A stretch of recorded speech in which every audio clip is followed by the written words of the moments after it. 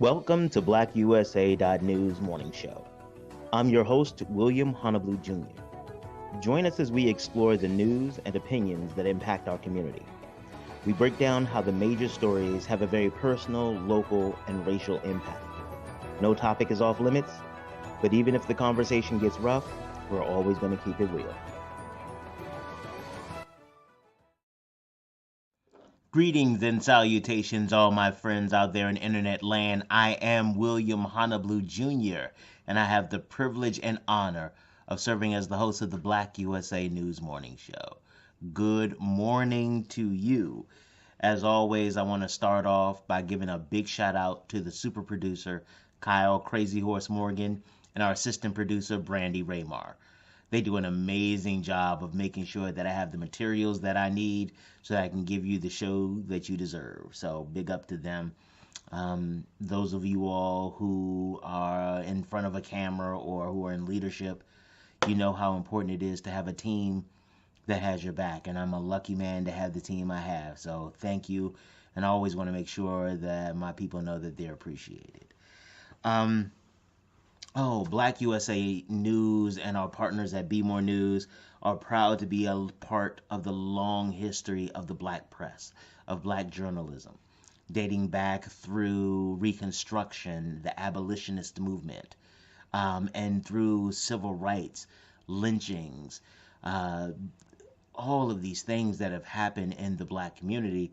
The black press has been there. And in many cases, if it wasn't for the black press at the time, there are a lot of stories that would have just been lost to history.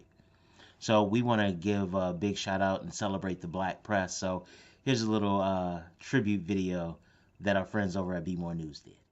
There's a sparkle in your eyes. I feel the warmth of your skin.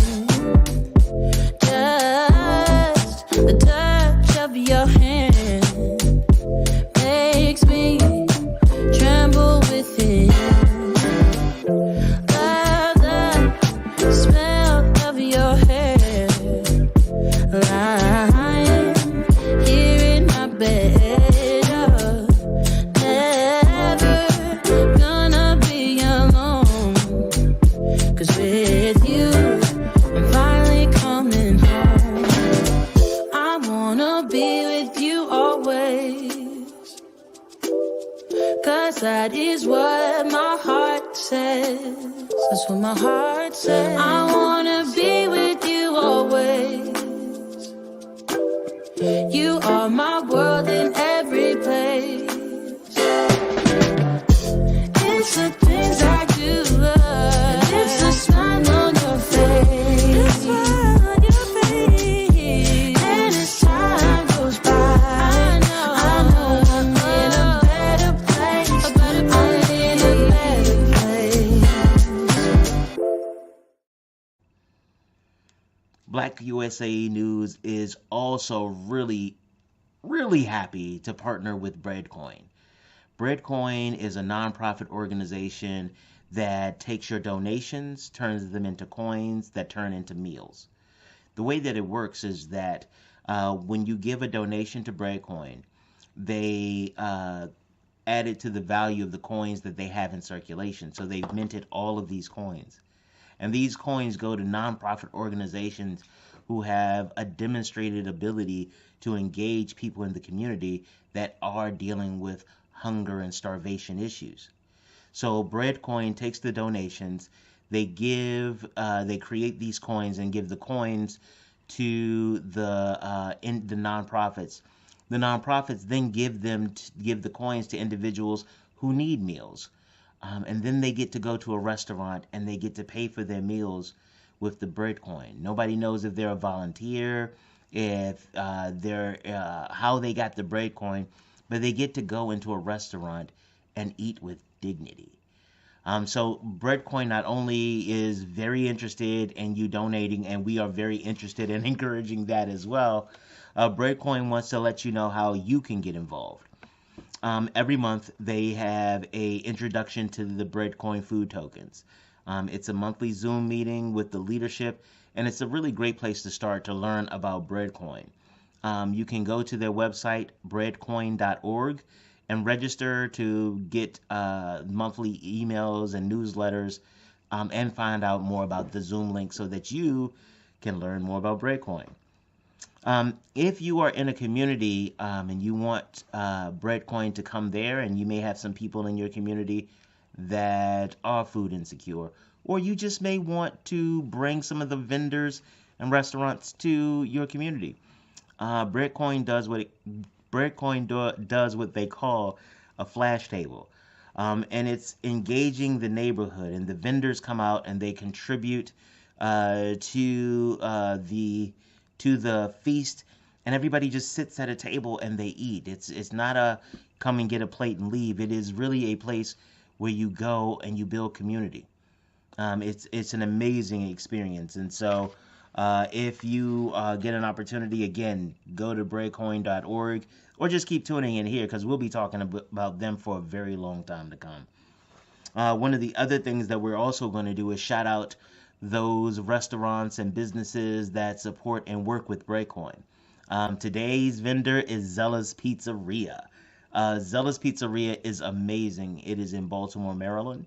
It's at 1145 Holland Street, 21223. Their website is zellaspizzeria.com, and the telephone number is 410-685-6999. Again, their website is zellaspizzeria.com. Their phone number is 410-685-6999. I am a big fan of Zella's, and I'm grateful that we get to start off with them, because not only do they have amazing pizza, their sandwiches are incredible. I've been going to Zella's for years. Haven't gone too much since the pandemic because, I don't go out a lot. People breathing on you and stuff.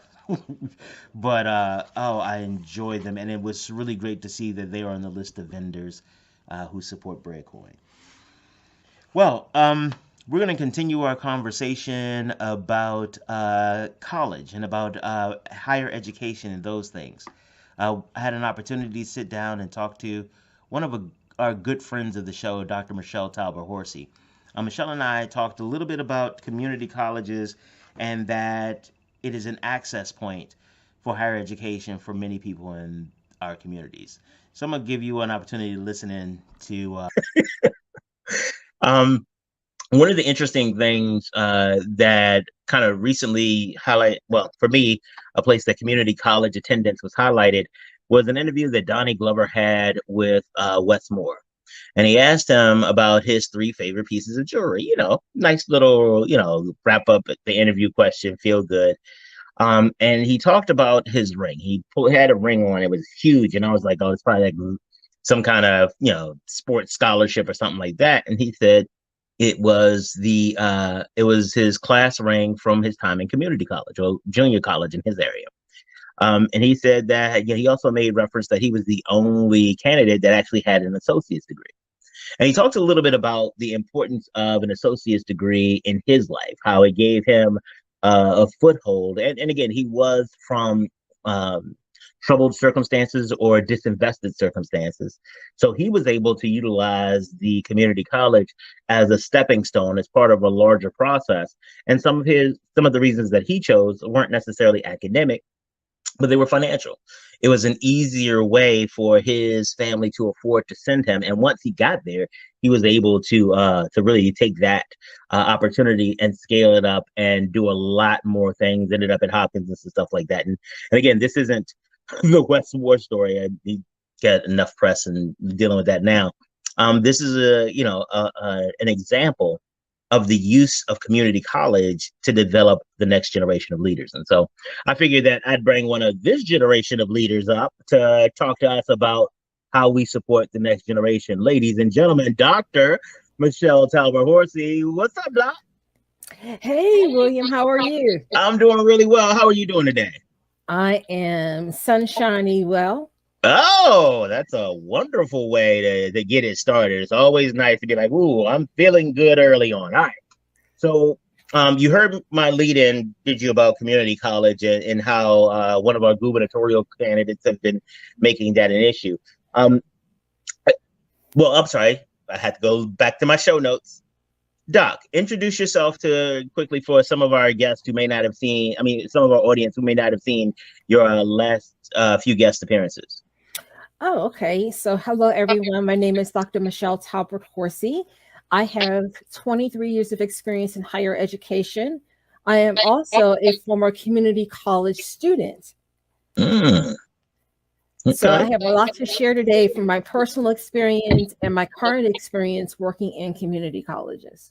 Okay, tell them about what you do at community colleges, because I want you to talk about that a little bit, because I know we've done shows exclusively about your role in the community college, but it is and we've talked about this before. The office that you work with is one of those that people tend to think about at the end of their journey. And I just want to make sure whenever we get an opportunity for them to understand how important that space is in their community college journey or in their academic journey at all. So you can tell them a little bit about where you work and what you do. I am the Director of Career Services for Harrisburg Area Community College. And primarily what we do is help prepare students for the next step. We help students to, first of all, identify their why. Why are they in school? What do they want to do? And we help you to connect the dots to get there, whether that be to transfer to a four-year institution or to graduate with an associate's degree and go to work, or if it's only just to take a couple of classes because you're already working, you just need a couple of classes to upskill. We help you figure all of those pieces and parts out and help you to kind of create a path for yourself. Yeah, and like I said, I want to make sure, especially as we're talking to some of the parents out there right now, and also some of the students, making sure that they know that going to career services isn't the thing you do to wrap a bow on your academic experience. Going to career services needs to be part of the planning process of your academic experience from the beginning. So I just want to make sure that that people get that.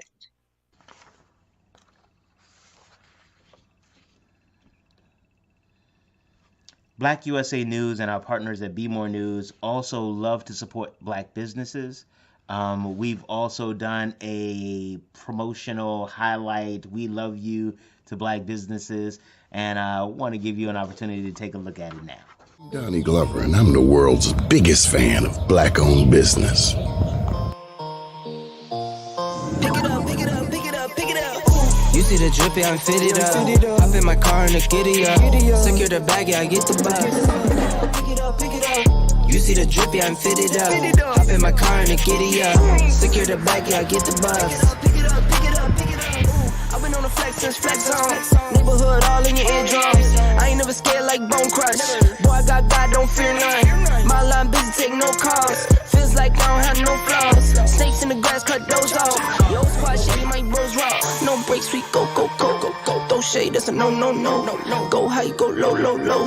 Like spinning in a 644. 1,000 books. Amen. I started a library on Rapid Sound. Pick it up, pick it up, pick it up. You see the drippy, I'm fitted up. Hop in my Thank you for your support. You see the drippy, I'm fitted up. Hop in my car and the giddy up. Secure the bag, yeah, I get the bus. Pick it up, pick it up, pick it up. Ooh, I'm a real one, my day ones. Try speak up, can't say none. Try dig dirt, there ain't none. I make the money that save up. 10 to 80, my save ons. Take to the top on the base one. New car, race on. Fast lane, pace on. With the booyah, that's a flex. Not human, I ain't from another planet. I'ma teleport my van. On the mighty Mississippi. Working all night, need more though. I remember nights I was poor though. Pick it up, pick it up, pick it up, pick it up. You see the drippy, I'm fitted up. Hop in my car and the giddy up. Secure the bag, yeah, I get the bus. Pick it up, pick it up, pick it up. You see the drippy, I'm fitted up. Let me make sure. Secure the bag, yeah, I get the bus. Pick it up, pick it up, pick it up.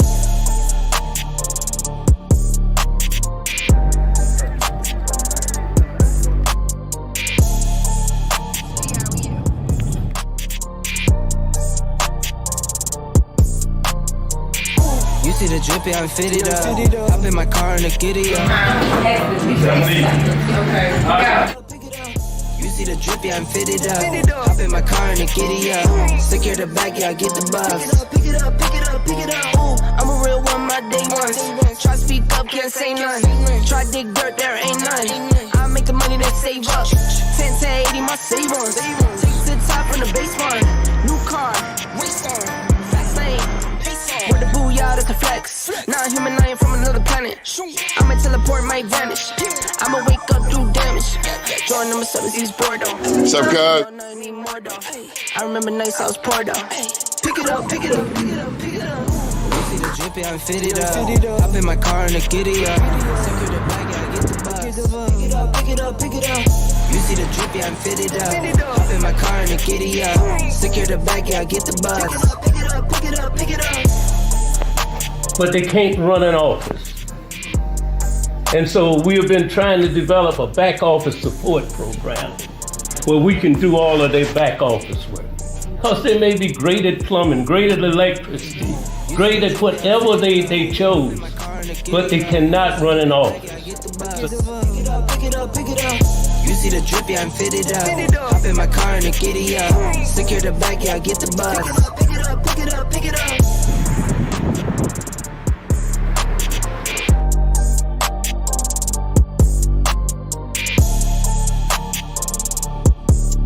I love you too.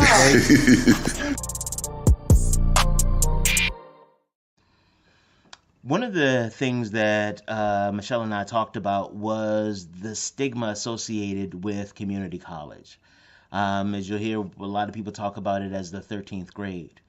One of the reasons that that happens, especially in Black communities, is that many of the students who go to college from Black communities, especially public schools in Black communities, many of them still need remedial help so that they can be prepared to take college level classes. I had a friend of mine who was doing a summer bridge program, that program for students who are qualified to get in, but their test scores weren't high enough to suggest that they would be able to be successful on their own. So there is this academic enrichment program that happens over the summer. She said she was in a majority African American, or at least a majority city that's people of color. And she said in this class, she had, I think it was like 10 to 15 valedictorians or salutatorians from public schools. Think about what that says for a second. The students who received the highest honors were not qualified or did not have the requisite skills that they said they were comfortable to be in college without some type of boost, without some type of supports along the way. One of the reasons that that might happen is that according to research, approximately 57% of African American students attend schools with complete curricula in science and math that could be construed as making them college and career ready. 57%. That sounds bad. It's way worse than you think it is. For Asian American students, it's 81% of them attend schools that have the resources for them to be college and career ready. And for white students, it's 71%. 71%, 81%, and 57%. That means 43% of Black students are going to schools without resources that are necessary for them to be college and career ready. That's a problem. And so one of the things that happens is with the community colleges open enrollment policy, students who may otherwise not been able to get into a four-year institution or some other credentials, they get to go to community college. And so we talk a little bit about the stigma associated with community college. So here, listen into that. So you said you were a community college student. Okay, so that you heard me talk about Westmore's experience, and when I was working in community and public schools, one of the ways that many of the teachers looked at community college, it was for those students who who may not have had the academic background to effectively compete in a traditional academic setting, or those who had financial challenges, or those who were uncertain, or those that they were uncertain about. And so those were kind of my experiences and the the stereotypes associated with community colleges. But I've known you, like I said, the better part of my adult life, and none of those things seem reflective of what I've known about you. So why did you choose to go to a community college? Well, I was in a position where I had applied to four-year institutions, and I got into several institutions, but my parents couldn't afford to send me to those institutions. Mm-hmm. They basically said, no, we're not going to take out a student loan to pay for you to attend Purdue University, which happened to be one of the schools I applied Mm-hmm. to and got accepted into. I also applied to University of Notre Dame of Maryland. Mm-hmm. Mm-hmm. And again, my parents said, no, that's too expensive. So I got into Salisbury State, Mm-hmm. or what is now called Salisbury University, then Right. Salisbury State University. You don't forget about the brand. Don't forget about the brand.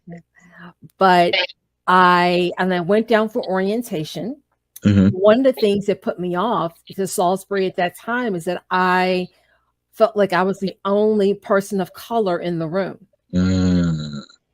And even though I attended a high school where I wouldn't say I was the only one, but there wasn't quite as many students of color, I still felt a little bit uncomfortable. But my parents kept pushing, if you want to go anywhere, you're going to Salisbury. If you want to go anywhere, you're going to Salisbury. Right. I said, no, I don't want to go to Salisbury.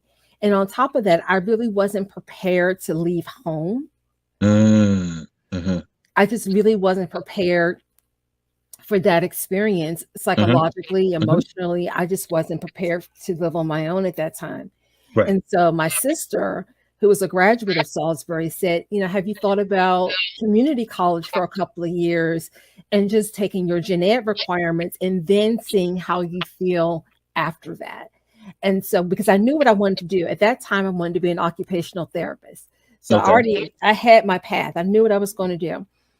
And so I took my sister's advice and I applied to Montgomery College. Okay. And that's for some of our listeners who are not from the DMV, tell them where Montgomery College is. Well, they have several campuses. The campus that I attended was in Germantown, Maryland. Okay. So that's in the that's outside, it's in Montgomery County, which is a suburb of Washington, D.C., for those that might be on the West Coast right now. Oh, yes. And I signed up for classes. Mm. It was just as simple as that. I felt comfortable. The classes were small, which made me feel really comfortable. They were even a little bit smaller than my high school class, which really made me feel comfortable. And I got a chance to really interact with my professors. But much like you, when I was in high school, community college was treated as the 13th grade. Yeah, that is what you're absolutely right. That's what they call it, the 13th grade. For people who did not do well, or people who couldn't get in anyplace else. What I found out was that quite a few of my colleagues, of fellow students, I would say, were attending different campuses of Montgomery College. So even people that I saw in my honors classes were enrolled in Montgomery College. So let me just throw in something for people who aren't from the area. The stereotypes that we're talking about community colleges, they especially do not apply to Montgomery College. Montgomery College, from my vantage point, ranks with any other 4-year college that I have had an opportunity to be associated with. Like the quality of education, especially and I'm sorry, I'm jumping ahead because I'm excited about this. Because we're going to talk about the community college and continuing education down the road, right? Yes. Okay. I didn't want to jump ahead, but that is so I just wanted them to understand, like, it's not while it's conceived as the 13th grade, the rigor and academic preparation at Montgomery College is top notch. Well, beyond the stigma of community colleges, one of the things that we need to understand is that this is a pathway for people to get economic benefit. economic benefit, because research is very clear that there is a strong correlation between academic attainment and employment outcomes. Actually, let's take a look at what the Bureau of Labor Statistics says. It says that employees who have some college, that means they didn't get the associate's degree, didn't get the credential, they just have some college, they earn approximately 10% more than their peers with only a high school diploma. And watch this. They earn, now just some college, you earn 50% more on average, or the median income is 50% more than people without a high school diploma. So again, we're not talking about bachelor's degree. You could take a look at the chart and see that bachelor's degrees take it even higher. But we're talking about just helping students achieve a better quality of life by getting a year in college, it's 2 years in college, developing that persistence and helping them gain the support. And community colleges, in many cases, are designed around that. And so Michelle talks about how she transitioned from a community college to a 4-year school and some of the differences. And some of it was surprising to me. Listen in. One of the things that people don't realize about community college is that the professors that teach at community college oftentimes are professionals who work in the field. And oftentimes they are professors that teach at the 4-year institution. So it's nothing to see a professor who teaches at the University of Maryland also teach a course at Montgomery College. Yeah. And they are not changing their rigor because it's Montgomery College and not the University of Maryland. They're teaching the way they teach. Right. And that is a really great point that you bring up. It is this idea of the 13th grade, you are still participating. It's not the 13th grade. It is, you are at college, like a college. And the thing that I've liked is that it literally reflects the community. It's not just called a community college. It's open enrollments and it's those types of things. It makes it a more comfortable place because it looks like the place that you live. Mm-hmm. I always thought that was really cool. Yeah. So how did you enjoy your experience at Montgomery College? Was it, you said the rigor was high, but what about the life there? The life for me was excellent because I'm an introverted person. So it takes a lot for me to really be a joiner of groups and that kind of thing. And in that smaller environment, I joined groups. I got connected.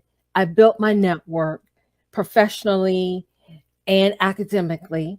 I could go to any of my professors with any questions that I had. They always had an open door policy. So I got to know the career and academic advisors. I got to know the person who was the director of the career and transfer office. So when I needed transfer information, I knew exactly who to go to. If it wasn't what I thought was the correct information, I knew who to take it up with. Right. So I was able to build friendship networks as well, even in my larger classes. But more importantly for me, I found out what I didn't want to do with respect to my career. I got into a biology class.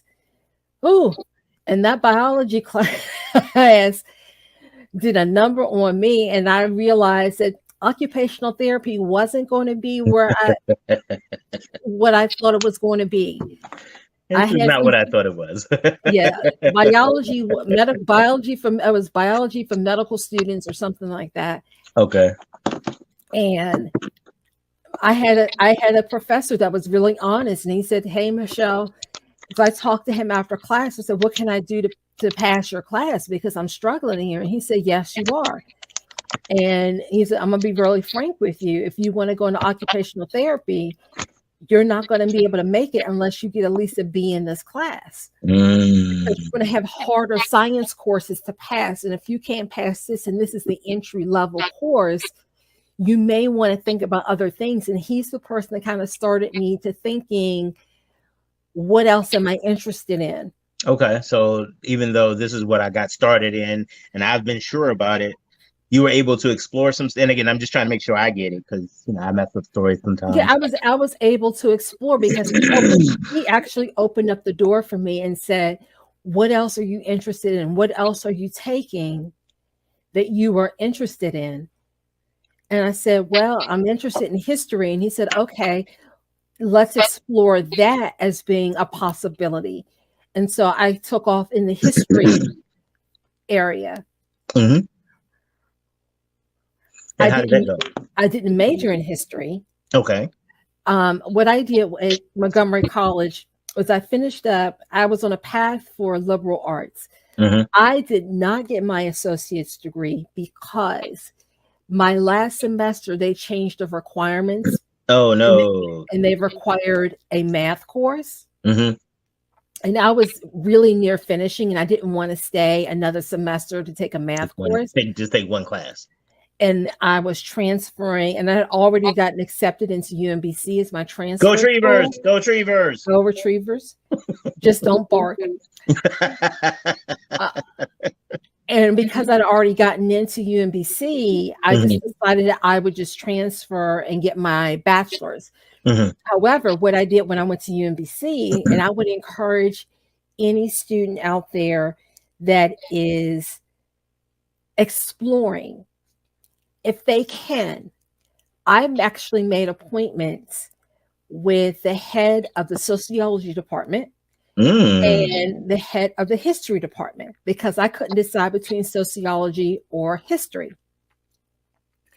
And I made appointments with both of those folks and sat down and talked about basically return on investment.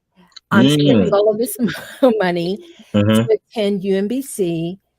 Am I going to be able to get a job with a major in sociology? Am I going to be able to get a job with a major in history? What does it really look like? Because for history, I wanted to be an art buyer. And the history person told me all of the classes I would need, and if I wanted to be an art buyer, what that realistically, what that would look like for me. Right. And it wasn't something that was for me. It had too much. It was too much math involved, to be quite frank. Okay. And it was too many economics courses. It was a whole lot involved other than just knowing art. I was going in thinking, I just need history, art, and a foreign language. And he said, yeah, you're going to need a little bit more than that, right? And a little bit more than entry-level Spanish or Italian. You're going to have to be fluent in these languages. And that just wasn't my bag. And so when I talked to the sociology professor, what he shared with me in terms of, he said, the field is wide open depending on what you want to do. And I said, okay, I'm still not sure what I want to do, but sociology might be in the bag somewhere. And so we talked about, one of the things I did have an interest in was sociology of aging. So I followed that path to sociology and with a specialization in gerontology. And so I did that and was successful with a degree in sociology. You were telling us about you sitting down and interviewing the members of the staff at UMBC about the history and the sociology department and really asking them some critical questions about, like, can you get a job? What is the return on investment going to be? Tell us a little bit more about that. Well, I decided on sociology because I thought that was going to give me the best option, and the best option meaning that it didn't pin me into any specific career field because I could do a number of different things. Now, what was interesting about my path was that even when I was getting my degree in sociology, I remember going to UMBC's Career Services Office to seek assistance on graduate school because I knew that I had to go to graduate school to really cement what my next step was going to be. Because even in my senior year, I was still sort of flip-flopping on what I wanted to do, although I knew I wanted to stay in school. Gotcha. And one of the things that I realized through searching, although occupational therapy wasn't in the works for me, I realized I really like working with people, but I didn't want to be a social Mm-hmm. worker. I like the idea of counseling. And so that's what I ended up getting my master's in at the University of Pittsburgh is cross-cultural community counseling, which is basically diversity counseling. Okay. So you were Yeah. on top of the whole DEI movement before there was a DEI movement. At that time, people were looking at diversity, but it wasn't as hot as it is now. Mm-hmm. Now it seems like every corporation, every organization has a DEI or a DEIB, diversity, equity, and inclusion and belonging person or chief officer. Right. Yeah, so you could say that I was at the birth of the DEI movement. Absolutely. You're an originator, pioneer. That's what they call y'all people. They call y'all people pioneers. So, as you okay, so that made that you talked about your transition from the community college into the 4-year college and then into grad school. And so looking back at your experience, if you, let's say magically, we can go back in time, give your parents the check so that you could go to Purdue, and change the trajectory of your life. If you had that to do over again, would you choose to go back to do it all over again and go to a community college, or would you have gone to a 4-year college first? That is a very good question. I think I would have chosen to go back to my 2-year because it was such a positive experience. Okay. It was an affirming experience for me academically and socially that I don't Okay. think I would have been able to get the same kinds of things that I got out of the things that I got out of my 2-year, I don't think could be duplicated from a 4-year institution. All right, so tell me about some of those things, because again, we have a lot of parents who will be watching and some students who will be saying, well, you know what? I mean, so what if it's not the 13th grade? What did Dr. Talbert-Horsey get out of going to a 2-year school that would make it worth it? For me, academically, it was excellent. Okay. I got a great education. I learned how to advocate for myself. I learned how to Talk a pick little my bit own. about that. I learned how to stand up for myself. I learned how to communicate with my professors in a professional way. I learned to identify what my needs were.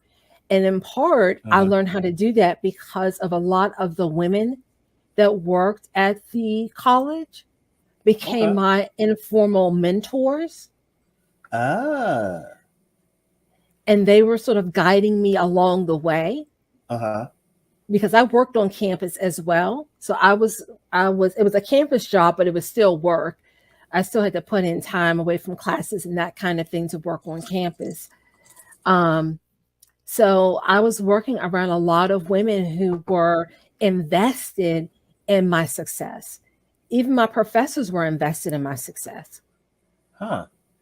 Did you have a similar experience in your 4-year? I mean, I know they're supportive at UMBC, but was it as supportive at UMBC or in your master's and graduate as it was in the 2-year? No. Okay. No. That's all I can really say to that is no. UMBC was great. There were some professors that were better than others in terms of connecting with their students. I felt that with respect to, if I were to compare the professors at my 2-year school to the professors at my 4-year school and at the master's level, there were a couple professors at the master's level that were really invested. There were others that were there for the check. They were phoning it in. They really weren't guiding the class. They were basically phoning it in, waiting for retirement. Well, one of the other things about community college professors as opposed to those, particularly at a 4-year university where this is a research emphasis, is that the whether professors get tenure or not, and those things are more focused on their research instead of their engagement with students, as opposed to the community college where there isn't as much a research or publishing emphasis. So student success and student engagement, at least to me, seems to be a larger portion of the engagement of the conversation. I agree, but I would also say I'm not Did you going hear to me? make this. I can hear you. I'm not going to make this a fairy tale and say that all professors, community college professors, are like that, because that's not the case. Not everyone is invested in student success. Some people are still phoning it in at community college, but my experience wasn't like that at all. Everyone was invested. As I said, even the administrators, the staff was invested in the student success. Um, Everyone wanted what was best for you. And it was what you deemed as success, not what they deemed success to be. That is See you at the top, it's been a while for you. Big you up and they look down on you. Take one loss, no one's around for you. I won't stop, no, no, no, no, no, no, no. I won't stop, I won't stop. I won't stop, no, no, no, no, no, no, no. I won't stop, I won't stop. Yeah. I'm so handsome. All in Carmine's with my Benz, I'm so fancy. No romancing. Got my baby and she right, she make you vanish. No time to play, got book dates. Had a plan, only had to wait. Always knew I'd make a way. Send a bill, they send a pay. Keep it real, keep the record straight. Keep it real, no time to fake. All authentic in my own lane. I am me till I'm in the grave. Trendsetter, I got style for you. Ain't seen you at the top, it's been a while for you. Big you up and they look down on you. Take one loss, no one's around for you. I won't stop, no, no, no, no, no, no, no, no. I won't stop, I won't stop. I won't stop, no, no, no, no, no, no, no, no. I won't stop, I won't stop. Ooh, never panic. Get a worry, send it up and then advantage. Ooh, I can't stand it. Out of all the way you move it, see you scrambling. On offense, no defense. Still strong, no weakness. Used to say I wouldn't beat this. Now they wish they could beat this. Tables set, not tables turn. God's plan, don't say a word. Know the price, cause I know my worth. My time, get what I deserve. Trendsetter, I got style for you. Ain't seen you at the top, it's been a while for you. Big you up and they look down on you. Take one loss, no one's around for you. I won't stop, no, no, no, no, no, no, no. I won't stop, I won't stop. I won't stop, no, no, no, no, no, no, no. I won't stop, I won't. Trendsetter, I got style for you. Ain't seen you at the top, it's been a while for you. Big you up and they look down on you. Take one loss, no one's around for you. I won't stop, no, no, no, no, no, no, no, no. I won't stop, I won't stop. Now, I told you I know dope people, didn't I? I know some of the dopest people, and I am so glad I get to share them with you. Thank you so much, Dr. Michelle Talbert-Horsey, for coming and gracing us with your presence and really sharing your experience and information to hopefully help our kids do better. Well, all right, ladies and gentlemen, I will see you tomorrow. We will be black then.